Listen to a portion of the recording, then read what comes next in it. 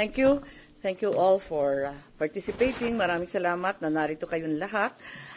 Alam ko na recess tayo at hindi tayo araw-araw pinapapasok ngayon. Pero hindi naman 2 days a week. So, simulan na natin. Huyu, Madriaga. Sinungaling ka, Madriaga. Naku, hindi ko mabuo yung pangalan nito. At ang lahat ng gustong marinig at pakinabangan ng mga kasinungalingan mo ay may naghihintay na kwarto sa impyerno. Ako, bilang senador at kapatid ni Bonget, 10 ng mga tunay na nakakaalam ng pangyayari ay may moral na pananagutan na pabulaan at itama ang nakakasukang kasinungalingan ni Madriaga. Inuulit ko, sinungaling ka, Madriaga, at hindi ako papayag na gamitin mo at ng mga kasamahan mo ang oras, ang espasyo, ang dignidad ng kahit na anong opisina o sangay ng gobyerno. Isasalaysay ko ang mga pangyayari noong 2021, ang tunay na pagbuo ng UNITEAM. Maraming nagtatanong, maraming naghahaka-haka, higit sa lahat, may nagsisinungaling diyan sa Kongreso. So unang-una, no such thing as yung mga term, ano ba yan? Paghahati ng term, ano ba yun? Sinabi na meron daw alyansa and magte-term sharing. Nako, talaga naman kasinungalingan yan.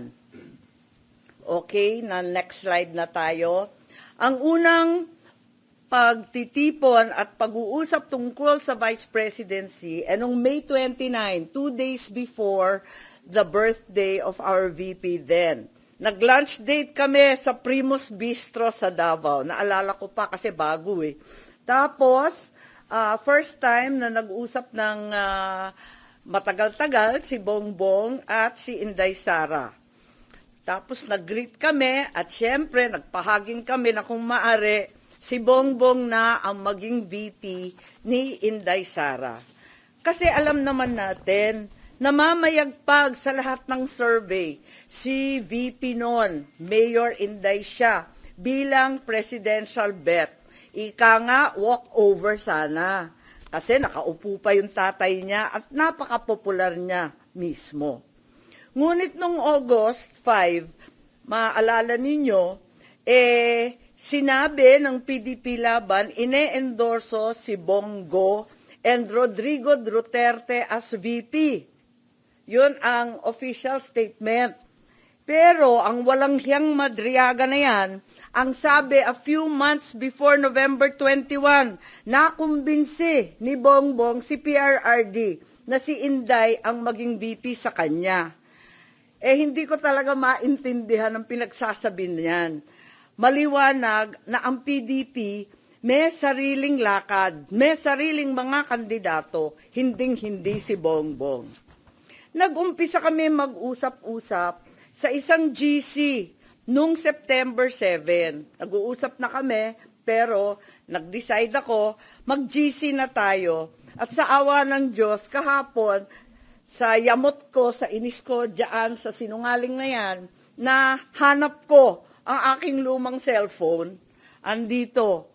At as usual, Samsung na may note, at nakita ko yung aming pagte-text. Yan, nabuo ang isang grupo kasama ng ilang kamag-anak, na kamag-anak rin ni Inday, kamag-anak rin namin.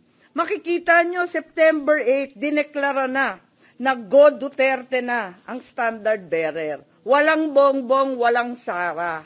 Ang sinungaling talaga. Pagkatapos, September 10, sabi nga, duda na si Presidente o si Sara ay tatakbo. Sinabi ni Mayora noon na silang mag-ama may deal. Isa lang ang tatakbo sa kanila sa national.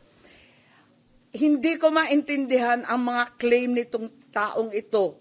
Tapos, in-endorse, September 19, magulo. Magulo talagang panahon na yun eh. Si Pacquiao naman ang in-endorso. September 28, nag-usap-usap kami sa bahay. Andyan si Bongbong, yung kamag-anak namin, si Mike Acevedo Lopez, kamag-anak namin ng mga Duterte. Hindi ko maintindihan, may lola yung nanay ko na lola rin ni PRRD. Ang sabi, Bongbong will file. Ako to, text ko to, nakita ko eh. He will file October 6 as instructed. Pero sana somebody will file as his VP. Kasi nakakatawa naman, walang katandem. Yun ang pinapaliwanag ko kay VP Sara Mayora noon. Still hoping you will run and he will slide down to VP ASAP. Ewan, ganon. Ngayon, ang sagot naman ni VP, tulad ng sinabi niya sa media, nako, ang usapan namin ni PRRD, VP na siya sa PDP, ako, mayor na. At yun nga ang nangyari. The same day, VP Sara, then mayor, filed her COC as Davao Mayor. Diba, nangyari yon. Pagkatapos, eto, October 6, si Bongbong nag-file candidacy for president at ang maliwanag, mag-isa lang siya. Kasi eto nga, inaasam-asam namin na si Mayora pa rin ang kanyang katandem. Pero itong Madriaga dyan sa Congress, sabi niya na si PRRD daw, sinabi sa kanya noong November 21 na si BBM tatakbo at si Sara ang VP. Anong kasinungalingan niyan? October 6 pa lang nag-file na si Bongbong na mag-isa. Kaya magtataka ka talaga.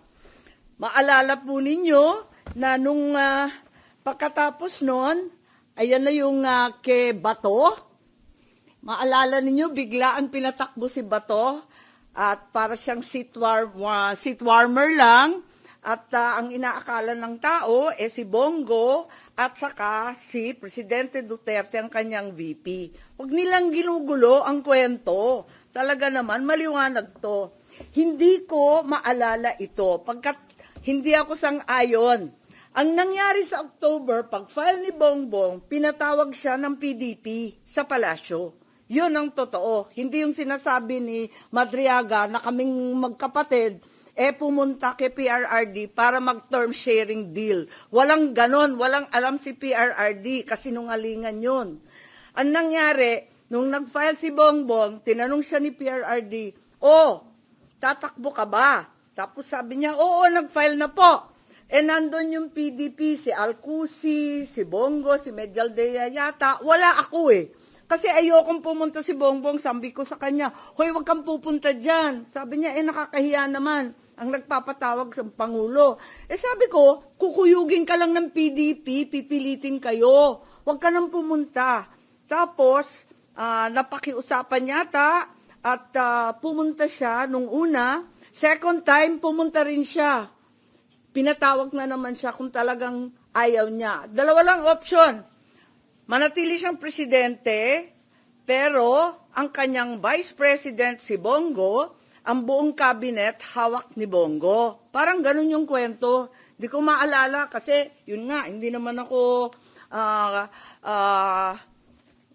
sang-ayon doon sa pagpunta niya. Tapos, yung isang option, Bongo for president, si Bongbong na lang ang vice. Parang gano'n ang pinag-uusapan ng PDP.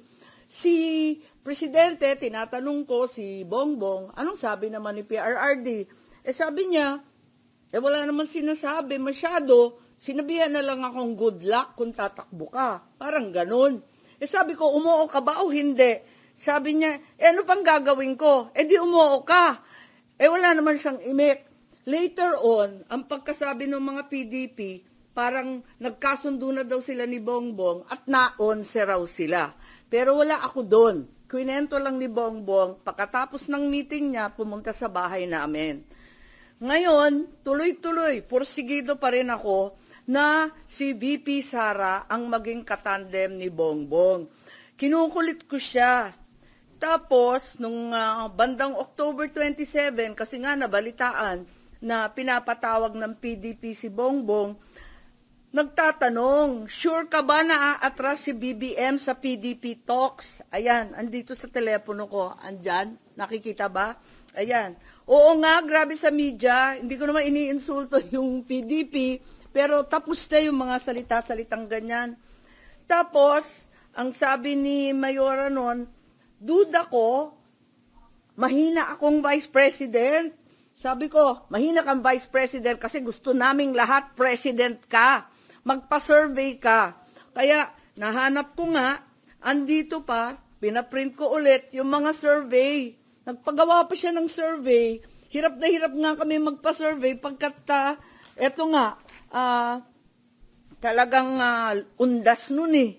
All Saints Day noon, ang hirap maghagilap ng tao, pero kahit papano nakapag-produce kami ng survey at nag-presentation noong November 3 na tama nga ang kutob niya, mahina siya bilang vice-presidente kesa sa presidente. Kasi na-disappoint yung mga Sara All. Alam naman natin yon.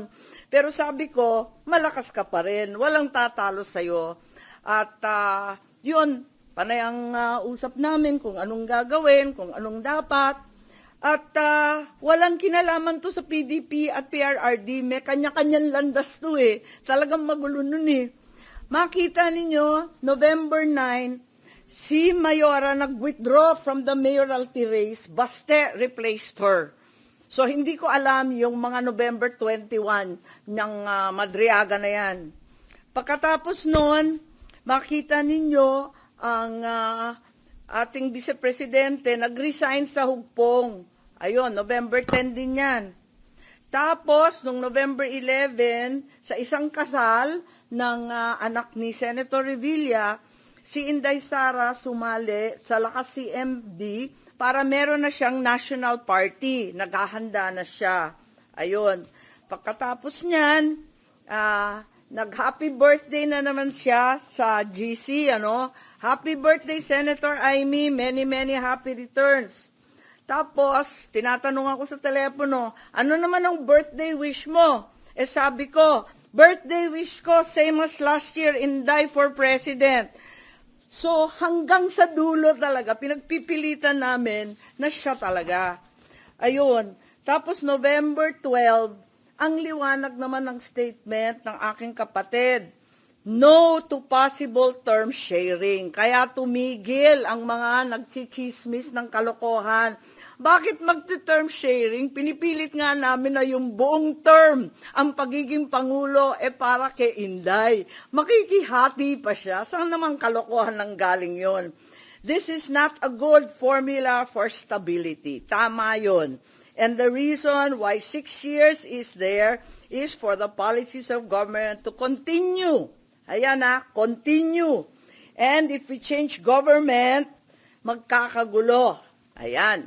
Yan ang statement ni Bongbong, November 12. So, hindi ko maintindihan saan nagmula yan term sharing na kabulastugan na yan. November 13 pa, Go takes over as PDP laban presidential candidate. Talagang walang kinalaman sa PDP, walang alam ang dating Pangulo. Ayan, November 14, very publicly, pikon na pikon si Presidente at hindi niya alam ang pangyayari. Kasalanan po namin yon. Sara did not consult him on her 2022 plans. Sasabihin ko ang rason, di ako makasuporta. Ayan, binabanatan na naman niya. Kita naman natin November 14 na yan. Ewan ko kung saan yung kasunduan na pinagsasabi na kinumbinsi ni Bongbong o kinumbinsi si Bongbong, pati yung sinungaling, nagkabulbul na. I'm sure yung pagtakbo, desisyon ni na Bongbong. Totoo naman, ang kulit-kulit kaya namin. Tapos, November 16, sabi ni Nograles, wala nang Duterte go. November 16 din, talagang nag-iisip na kami ng kampanya kasi pumila na eh. So doon sa group chat, makikita ninyo, I like unity, power tandem yan. Sabi ko, uniteam. Tapos sabi, only team. Okay, ilabas ko na to. Uniteam na tayo. At doon nagmula yung unit team, November 16. Okay? So, hindi ko maintindihan yung November 21, nangangampanya na by November 21. Nako. Pero, hindi pa rin napapawi ang galit ni PRRD. November 18, bumabanat pa rin kay Bongbong. Asan ang pagkakasundo dyan? Tapos tuloy-tuloy na po, November 21, nasa Davao, nasa Mindanao, November 25, tuloy-tuloy na yung mga partido na sumapi. At finally, matagal to December 14, tsaka lang nag-withdraw at umatras si Bongo bilang presidente. Kaya gusto ko lang i-tweet itong mga kabuktutan na mga ito at sasabihin ko lang na pawang kasinungalingan ang pinagbibitaw ng Madriagang yan. Kung meron mang itinuro ang kasaysayan sa isang Marcos katulad ko, yun ay maging tapat sa bayan at sa iyong prinsipyo. Hindi nila kayang sirain si Inday dahil hindi siya gumawa ng ikasisira ng kanyang pangalan. Kaya gagamit sila ng taong wasak na ang pagkatao para subukan wasakin din ang vice-presidente. Oo, inaamin ko, ginamit ako at naging kasangkapan ng isang gobyernong taliwas ang pamumuno sa uri ng serbisyong bayang iminulat sa akin ng aking ama.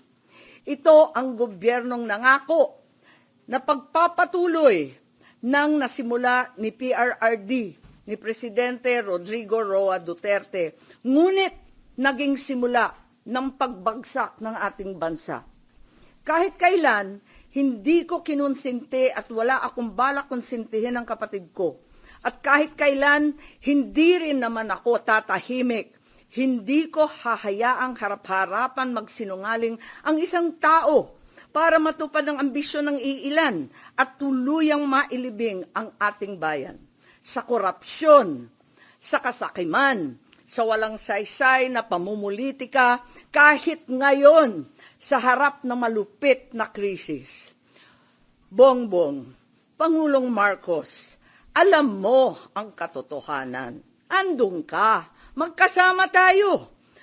Kung hindi mo ito ipinag-uutos, walang dahilan para hindi mo itama ang kasinungalingan na ito.